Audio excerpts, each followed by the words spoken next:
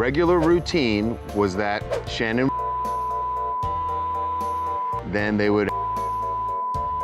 Why was that relevant? Shannon Sharpe says he's temporarily stepping away from ESPN in the wake of a $50 million lawsuit accusing him of rape. A woman filed suit against Sharpe on Sunday, accusing him of But within days, twice. they turned into a torrential downpour of rumors. Shannon Sharpe, the Hall of Famer turned media mogul, had vanished. Or so it seemed. The timing of this so-called disappearance couldn't have been more suspicious coming, just as the walls around his carefully curated public persona were starting to crack.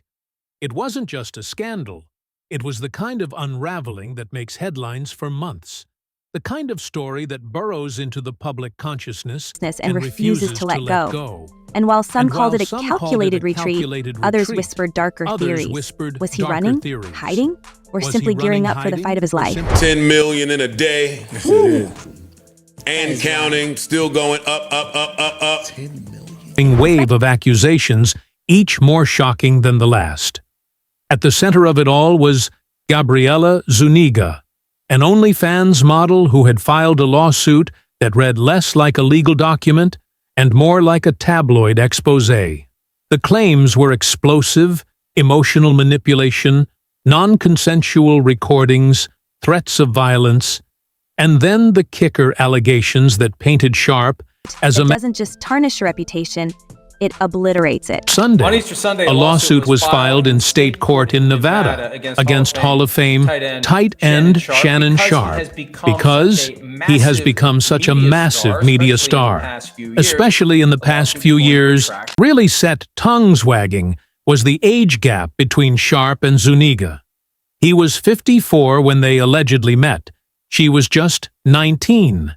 Critics didn't hesitate to brand it as predatory, pointing out that Zuniga was younger than Sharpe's own children. The power dynamics were impossible to ignore, and they added a layer of moral outrage to a story already drowning in controversy. This wasn't just about one man's private life spilling into the public domain. It was about the uncomfortable questions it raised. What kind of man, people asked, pursues someone barely out of their teens, while holding the step that it's a claim against someone alleging that some rights were violated, and in most cases what's sought is compensation in the form of damages to make up for whatever it is the person did. And there are all sorts of civil lawsuits, car accidents, defamation. We hear about that a lot because people get sued about things that are said about them in media. And then there was the issue of their alleged interactions, which were as bizarre as they were unsettling. Leaked messages revealed a fixation on what can only be described as racially charged role, playing a dynamic that left many observers both horrified and fascinated. Zuniga's texts, which Sharpe himself released in an attempt to prove their relationship had been consensual, included phrases that were almost too grotesque to believe the public was left grappling with the implications. Was this a case of two consenting adults exploring the limits of their relationship? Or was it something far more sinister? But a lot of the stuff he was saying, because I don't live in that world, people think because, oh, Shannon, you live in Hollywood, you must have heard, you must have been, no, bro. Rumors began swirling that this was only the tip of the iceberg. Insiders hinted at a new wave of claims being prepared, suggesting that Zuniga's lawsuit might have suggested that Sharpe's private life was far more complicated than anyone had imagined, and that the fallout from the scandal might just be getting started for a man who had spent decades building a brand of authenticity and relatability. The idea that his personal choices could be so at odds with his public persona was a betrayal. Like the Deshaun Watson cases where there were 20-plus plaintiffs and they weren't really sure who the people were who were making the claims. In this case, Shannon Sharpe knows exactly who it is because there had been, and it's clear from the statement issued by his lawyer, Lanny Davis, there had been some pre-litigation efforts to try to resolve them. And it's clear from the statement issued by his lawyer, Lanny Davis, there had been some pre-litigation efforts to try to resolve this. But the scandal didn't just raise questions about Sharpe's personal ethics, it also cast a harsh spotlight on his professional judgment. How could a man so seemingly in control bomb? The answers, if they existed, were buried somewhere beneath layers of legal jargon and public relations spin. But one thing was clear. The Shannon Sharpe that fans thought they knew was gone, replaced by a figure far more complicated and far more troubling. You decide whether or not you believe him. Was it tough hearing some of the things that he was saying? Yes, because I have a personal relationship with Earthquake. I've had Steve Harvey on the show. And then there was a matter of timing. The lawsuit came at a point when, to be at the peak of his post-NFL career, he had transitioned seamlessly from the gridiron to the screen, building a reputation as a sharp-witted commentator and a charismatic host.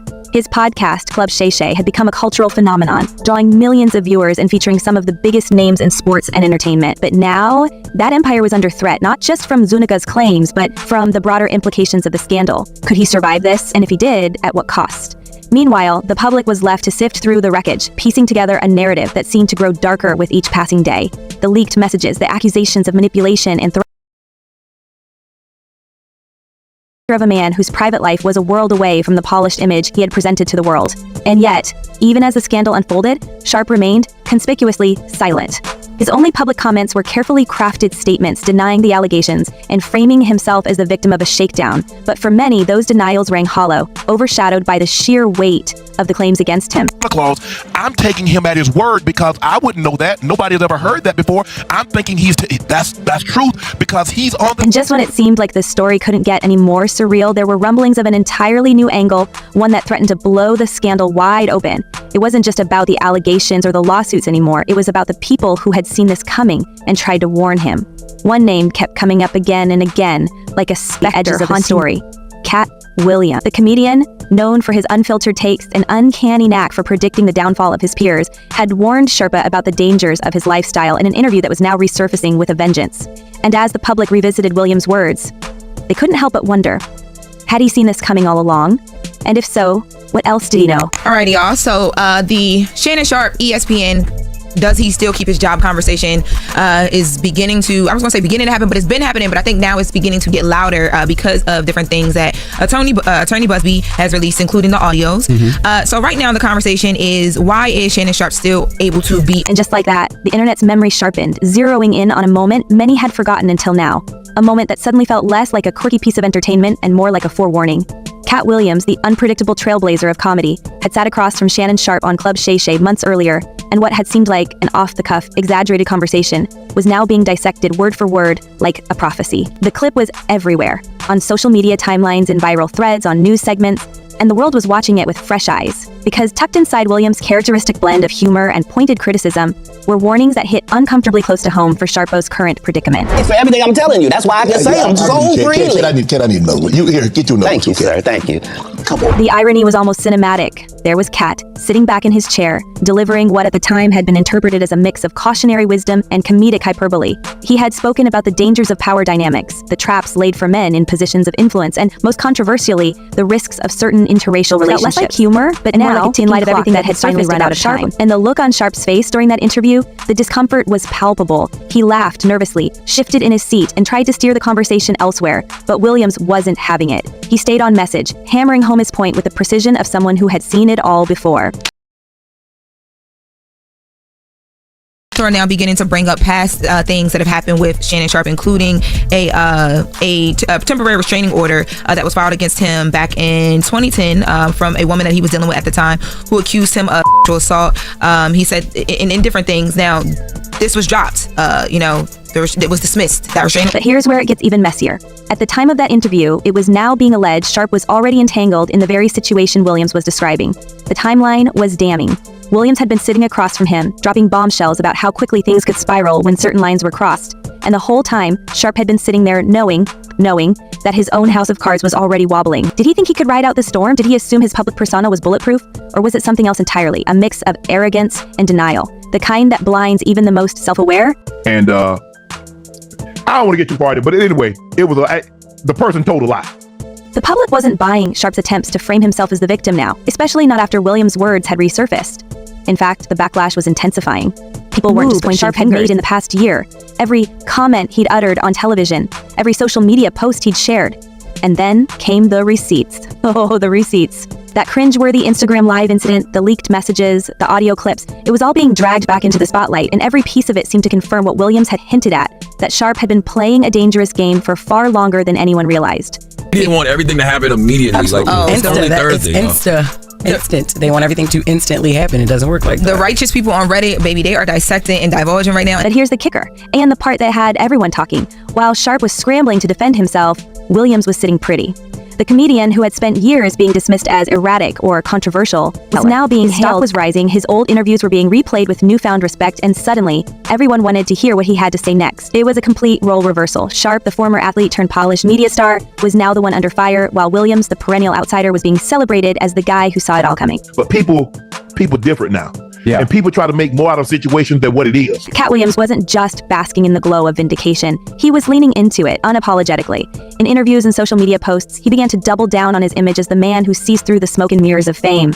There was something magnetic about his delivery, the way he spoke with a mix of biting humor and eerie clarity. This wasn't a man stumbling upon the truth by accident. This was someone who had lived in the underbelly of Hollywood, had seen the machine churn people up and spit them out, and had somehow made it out intact. When you've been in the lion's den long enough, he quipped in one now viral clip, you start recognizing who's wearing the fake fur. And that, it seemed, was exactly what had happened with Sharpe. Williams had picked up on something most people missed, or maybe ignored, and now it was impossible to unsee. But Williams's truth-telling wasn't just limited to the Sharpe saga.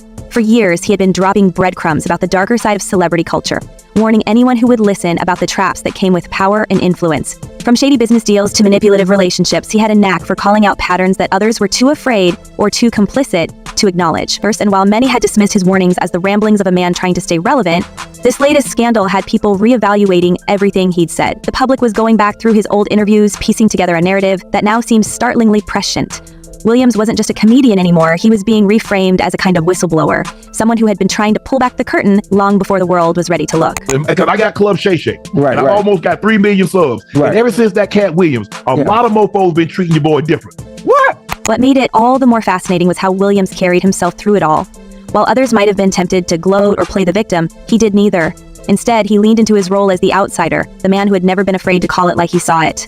And perhaps that's why his words carried so much weight now. They weren't coming from someone trying to protect a carefully curated image. Williams had nothing to lose, and that made him dangerous in the best way possible. He wasn't just speaking truth to power, he was daring the system to come for him, knowing full well that he had the receipts to back up every word. In an industry built on facades, Williams was the rare figure who seemed to thrive in the cracks, unpolished but undeniably real.